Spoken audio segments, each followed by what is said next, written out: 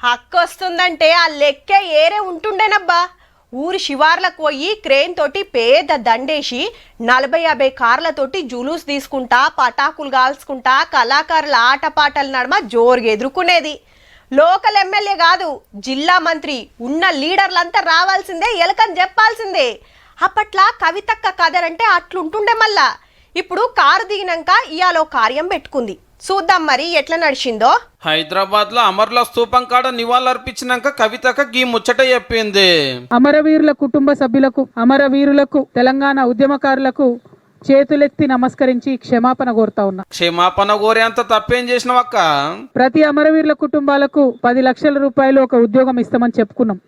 కానీ 1200 మంది అమరులని మనమే చెప్పి 580 మందికి మాత్రమే సగం మంది అమరుల కుటుంబాలకే సర్కార్ సాయం దక్కింది. కడమూల అడ్రస్ దొరకలేవని పట్టించుకోలే. రాష్ట్రం కోసం మా వాళ్ళు పానాలు ఇస్తే గింత అన్యాయం ఉంటుందా అని వాళ్ళు ఇంటోళ్ళు ఎన్నో మీటింగ్లు పెట్టినా ఎందరినో కలిసిన ఫాయిదానే లేకుండే. కానీ తెలంగాణ రాష్ట్రం వచ్చిన 11 ఏళ్ళకి డిమాండ్ చేస్తే ఎట్లక్క? ఇప్పుడు కోటి ఇయ్యాలి అంటున్నావు, అప్పుడు 10 లక్షల గురించి ఒక్క మాట మాట్లాడితే బాగుండే. మళ్ళా మన బాపే సీఎం ఆయే, మన పార్టీ పవాలరుండే. ఆ పార్టీలకి వెళ్ళి బయటకు వచ్చినాక అమరుల కుటుంబాలు యాదికి వచ్చినాయని మేం క్వశ్చన్ చేస్తలేం గానీ అప్పుడే మాట్లాడితే ఇప్పుడు క్షమాపణ చెప్పే పరిస్థితే రాకపోవు కదక్క. జాగృతి జనం బాట పేరు మీద తెలంగాణ యాత్రకు బయలుదేరింది. అలా ఫస్ట్ నాడు నిజామాబాద్ కు అయ్యింది. అంతా జాగృతి కార్యకర్తలే వచ్చేండ్రు. 33 జిల్లాలలో 2 రోజుల లెక్క మీటింగ్ల మీద మీటింగ్లు పెట్టి అందరితోటి మాట్లాడి తెలంగాణకి ఏం కావాలనో తెలుసుకుంటుందట 4 నెలలు.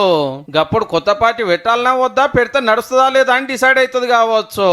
ఇవాళ నిజామాబాద్ లో ఉన్న బీఆర్ఎస్ పార్టీ కార్యకర్తలందరికీ కూడా ఒక్కసారి గుండె మీద చేసుకొని ఆలోచన చేయండి.